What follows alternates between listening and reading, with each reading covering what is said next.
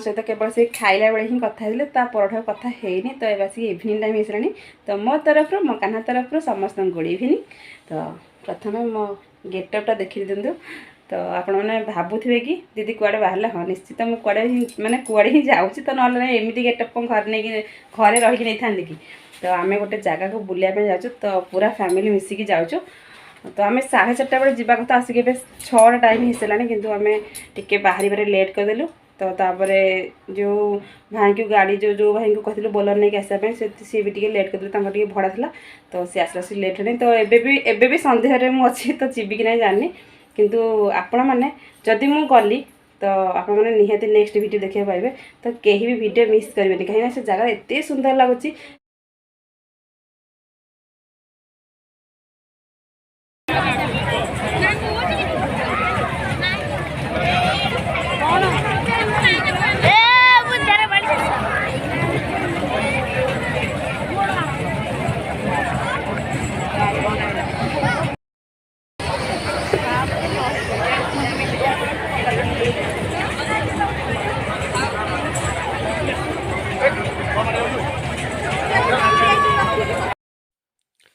तो मु कही गोटे जगह जावाई किंतु आसिक पहुँची गलु आम आउ गोटे जगार तो से टिके मत भल लगुनि तापर से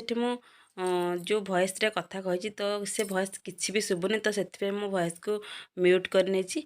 तो एते गहली कि गहली भितर जमा पशि भी होनी तो आम जाइए पहुँची जाइए भापुर महोत्सव किंतु आम जाइथांतु आम ये पाख सुनाखाला पाखे तो कोटगड़ घाटी ठारे गोटे एबे न्यू पार्क होती तो एते सुंदर होती कृत्रिम उपर एत सब जिनस तैयारी होती कि सेटा पूरा मस्त लगुच तो आम सेठिकी जीवार थिला कौन करूँ जेहेतु आमर बाहर टे लेट है तो से कहले कि ना राति आठ टिकेट मिलबनी तो आम जाकि लाभ कौन तो एमती कहीकि आम मन पूरा कोहली गला तो से जापारूनी तो भाविलु कि ना जेहेतु आम बाहरीचु तो भापुर हूँ मो मझियाणी जार बापघर तो से आम सेठिकी ही पलैलु तो यहाँ है कथा जहाँ भी हो जो भी हो बुलाबुली करके तो आसलु किंतु मो मन एबे भी खुशी ना किंतु निहाती 2-4 दिन भितर मुझे जाकि न्यू पार्क देखी कि देखिए हम से जगह केते सुंदर है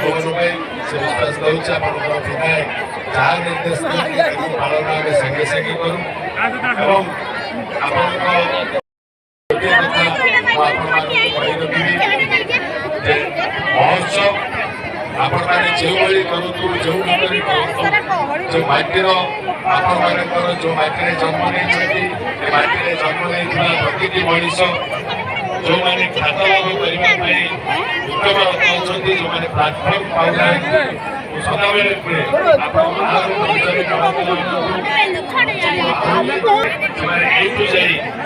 बड़ बड़ मंच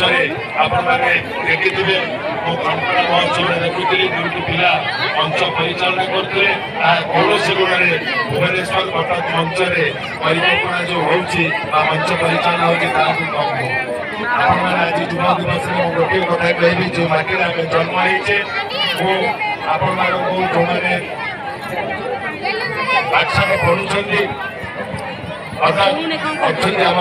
आपंकर विधायक बहुत खबर रखती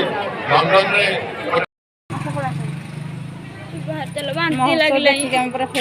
बोलरे आसी ना कि पूरा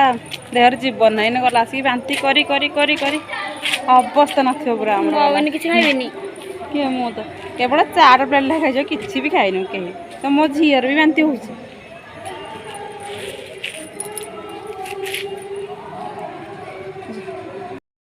फ्रेंड्स जय श्री कृष्ण गुड मॉर्निंग आप समस्त को मो तरफ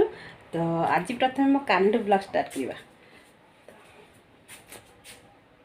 मो कान्हू यदि कथा कही पारंता ना मो पे बहुत मीठा मीठा कथा कही मो ब्लॉग को आगु नहीं पारंता नुहरे कान्हा तो मो कान्हा पाई ना काले 2टा छोट छोट इयर रिंग रखी तो बहुत सुंदर देखा किंतु वीडियो रे आसुनी तो सेटा देखाबे आपण आनी किंतु देखा जाउनी किंतु बोधे कैमरा बैक पे देखि देखि पारिबे तो ये सब टिक टिक फूल गछ जो आनी ना तो ये जगटा को तार एत सुंदर करुच्ची कि खाली केवल ये गोटे लाइट अभाव तो गोटे लाइट भावी कि गोटे लाइट ये आसला परे तो ये माने मो कान्हार मु गोटे सांग आ मो हजबैंड भी आ गोटे सांग तो मो सांग आसीगला परे तांको कहे कि निहाती गोटे लाइट लगेदेवी आउ यहाँ पूरा गोटे सुंदर आउ किसी जिनस आनी सजाड़ी तो आम देखिपे आम घर ही एमती किंतु जदि मन थाए ना से गोटे भंगा कुड़िया भी मनुष्य स्वर्ग करें तो यहाँ है कथा तो मोर बहुत इच्छा कि मो कान्हा को एत सुंदर भाव सजाड़ी रखी मतलब सब देखुथी आउ मन को खुशी भी मैंने मन को खुशी भी दे पार्थी मतलब कारण कान्हा को देखा मतलब सब ही भल लगे तो कौन बिलीव करेंगे न करेंगे से डिपेंड करे किंतु मो कान्हा को देखले सब खुशी पाए तो यहाँ है कथा तो ये आसतु आज ब्लॉग स्टार्ट करवा तो कान्हा सागे कथा गले ठंडा है प्रबल मत कहीं एत जोर ठंडा पड़े तब सकाल भी गाधुआ हो सकाल न गाधे ना कम को माने किसी कम को आयात ही कर तो ये सकाल गाधुआ पड़े तो छुआ मैंने देखो एवं घर केमती पड़ी तो केवल छुआ मान खाଇବା देली से आज खाई पड़े तो आज सब कम लेट्रे ही होती तो टी सफा करने नहीं तो सफा कर गाधे आसला टे लेट होगा तो मो झील तो रागी पूरा पंचम हो जाता कि माँ तू एत डेरी हेल्ले मत उठू मुझे पाठ न कर तो स्कूल जीविनी तो खाଇବା पर रेडी है तो छुआ मैंने आसिक पहुँची गले तो देखते आज खाइबार हम कौन कौन तैयारी कर